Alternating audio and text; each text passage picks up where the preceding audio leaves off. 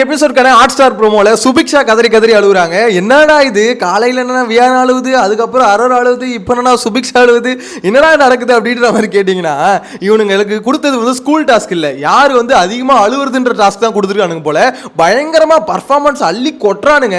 அதாவது நம்ம நடிப்பு அரக்கி அப்படின்ற ஒரு பட்டத்தை பார்த்தீங்கன்னா ஃபர்ஸ்ட் வியானா கொடுத்தோம். ஸோ அதுக்கப்புறம் பார்த்தீங்கன்னா நம்ம சாண்ட்ரா கொடுத்தோம், இவங்க தான் நடிப்பு அரக்கி அப்படின்ற மாதிரி. ஆனால் இன்னைக்கான எபிசோட பார்க்கும்போது அது வியானா கொடுக்குறதா இல்லை அரோரா கொடுக்குறதா இல்லை சுபிக்ஷா கொடுக்குறதா அப்படின்ற மாதிரி தெரியலங்க. எல்லாருமே பர்ஃபார்மன்ஸ் அள்ளி அள்ளி கொட்டுறானுங்க. இவனுங்களை டாஸ்க்ல ஒழுங்கா பர்ஃபார்ம் பண்ண சொன்னா, இவங்களை பொறுத்த வரைக்கும் இந்த ஸ்கூல் டாஸ்க்ன்றது திருடி வைக்கிறது மட்டும்தான் டாஸ்க் அப்படின்ற மாதிரி நினைச்சிட்டு இருக்கானுங்க. போன வீடியோல பார்த்திருந்தோம், இந்த மாதிரி அரோரா வந்து சபரியோட ஃபுட் எடுத்து திருடி வச்சுட்டாங்க, ஃப்ரூட்டை திருடி வச்சுட்டாங்க அப்படின்ற மாதிரி சபரி கோவப்பட்டாருன்னு பார்த்தோம்ல. இந்த இதில் சபரி வந்து பார்த்தீங்கன்னா நம்ம சுபிக்ஷாவோட ஐடி கார்டை திருடி வச்சுக்கிட்டாப்ல.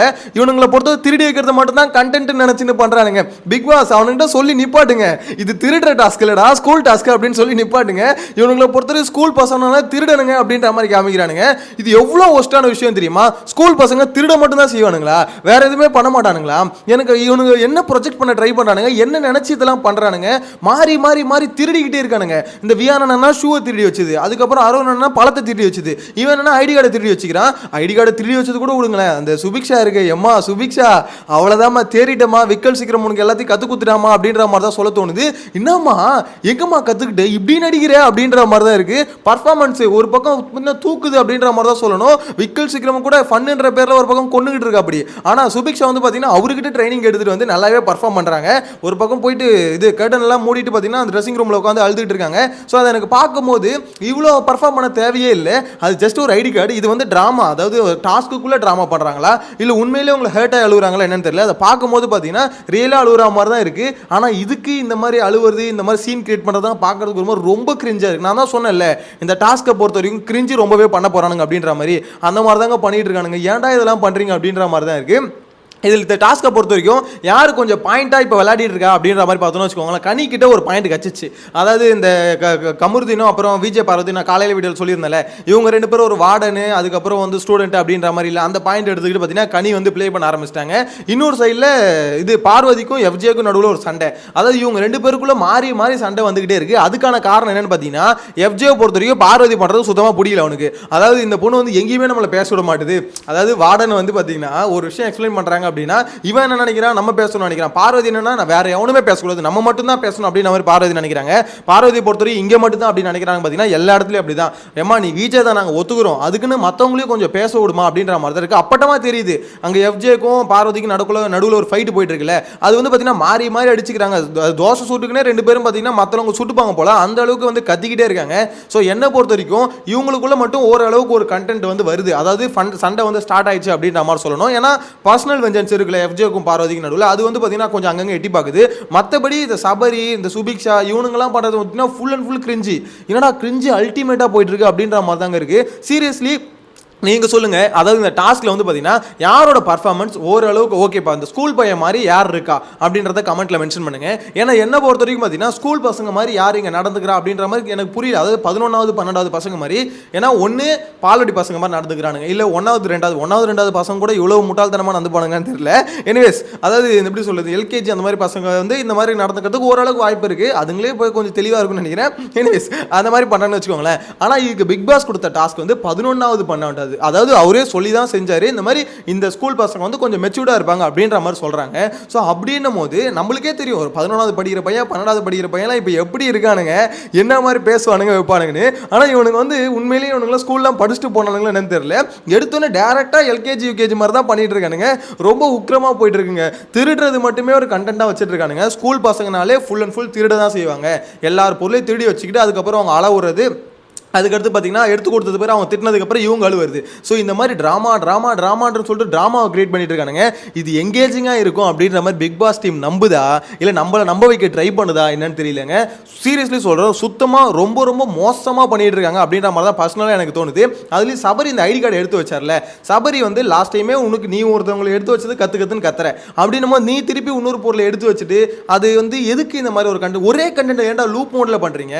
அதாவது வியானாவும் ஒரு கண்டென்ட் பண்ணிச்சு திருட்டு வச்சு, அரோரா பண்ணும்போதே சொன்னேன் திருப்பி அதே பண்ணுதுன்னு. இப்போ நீயும் அதே பண்ணுறனா இன்னும் எத்தனை பேர் தான் திருடி வைக்கிறது இன்னும் எத்தனை பேர் எதை எவன் ஒழிச்சு வச்சிருக்கானே தெரியலையே, இன்னும் எவ்வளோ திருடி வச்சிருக்கானுங்கன்னு தெரியல.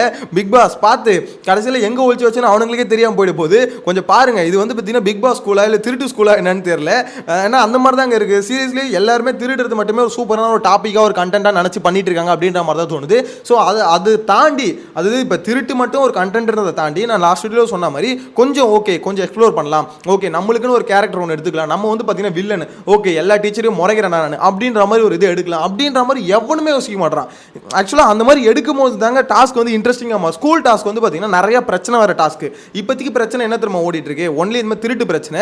இன்னொன்று வார்டனுக்கும் அந்த அசிஸ்டன்ட் வார்டன் இருக்குல்ல, இவங்க 2 பேரும் ஒரு பிரச்சனை. ஏன்னா அசிஸ்டன்ட் வார்டனை பொறுத்த வரைக்கும் ஸ்டூடெண்ட் ஒரு பொண்ணை வந்து பார்த்தீங்கன்னா எப்படா கரெக்ட் பண்ணலாம் சுற்றி நிற்கிறான்.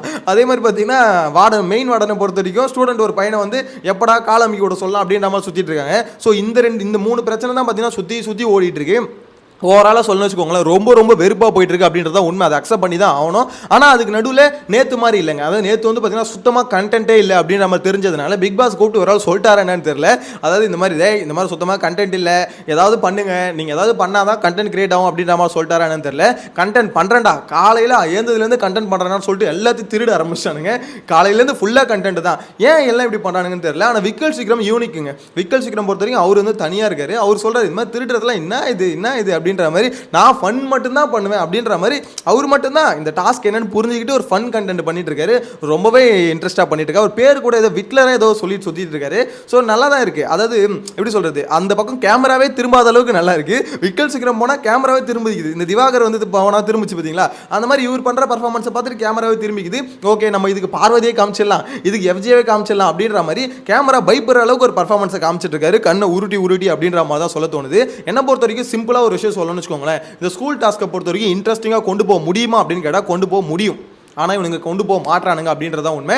அதே மாதிரி பிக் பாஸ் டீம்கிட்டையும் பெரிய தப்பு இருக்குது. ஏன் இதை கைட் பண்ண மாட்டாங்கன்னு தெரியல. ஏன்னா 2வது நாள் எப்பவுமே என்ன பண்ணுவாங்க, டாஸ்க் வந்து கைட் பண்ணுவோம். ஓகே இது சரியாக போகல, கண்டென்ட் எதுவும் கிரியேட் ஆகல, சும்மா லைட்டாக பார்த்தீங்கன்னா ஒரு டைவர்ஷன் கொடுப்போம், இவங்களுக்கு ஒரு அறிவுரை ஏதாவது கொடுப்போம், கூப்பிட்டு வச்சு இப்படி பண்ணு ஏதாவது சொல்லுவாங்க. ஆனால் இந்த வாட்டி ஒன்றுமே சொல்லலை.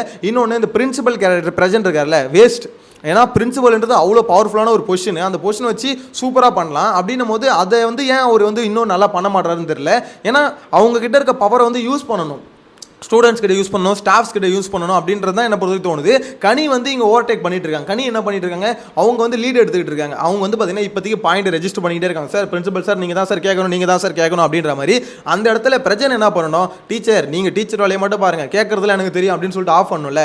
அவர் வந்து கேட்கலாம் அப்படின்ற மாதிரி சொல்லிட்டு இருக்காரு. டாஸ்க் முடிஞ்சதுக்கு அப்புறம் பாருங்களேன், கனி வந்து நான் எவ்வளோ இது பண்ணேன், பிரச்சனை வந்து கேட்கவே இல்லை, ஸோ பிரச்சனை தான் பார்த்தீங்கன்னா ஒஸ்டா பண்ணார் அப்படின்ற மாதிரி குத்த போறாங்களா இல்லையான்னு பாருங்க.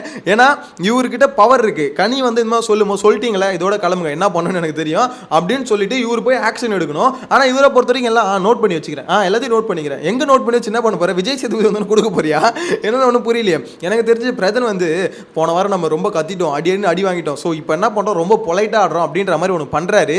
ஆனால் அது இன்ட்ரெஸ்டிங்காக மாற்ற முடியுமான்னு கேட்டால் பிரஜனால் மாற்ற முடியும். ஆனால் பிரஜன் அதை மாற்றாரோ அப்படின்ற மாதிரி தோணுது. ஏன்னா பிரின்சிபல் அவ்வளோ பவர்ஃபுல்லான பொசிஷன். டீச்சர்ஸ் எல்லாரையும் கூப்பிட்டு ஒரு ரைடு விடலாம், இல்லை ஸ்டூடெண்ட்ஸ் எல்லாரையும் கூப்பிட்டு வச்சு வாங்கலாம். ஸோ இந்த மாதிரி எவ்வளோ பவர் இருக்குது. அதை வந்து பண்ணாமல் இருக்கிறது மேபி எனக்கு கொஞ்சம் தப்பாக தோணுது. ஸோ உங்களோட கருத்தை கமெண்ட்ல மென்ஷன் பண்ணுங்க. நெக்ஸ்ட் வீடியோல மீட் பண்ணலாம். சுபிக்ஷா பர்ஃபார்மன்ஸ் பார்க்கும்போது எப்படி தோணுது, விக்கல்ஸ் கிட்ட இருந்து நிறைய கற்றுக்கிட்டாங்க அப்படின்ற மாதிரி தோணுதா, இல்லை கொஞ்சம் தான் கற்றுக்கிட்டு இருக்காங்க இன்னும் நிறைய கற்றுக்கணும் அப்படின்ற மாதிரி தோணுதா, கமெண்ட்ல மென்ஷன் பண்ணுங்க. நெக்ஸ்ட் வீடியோல மீட் பண்ணலாம். Bye by.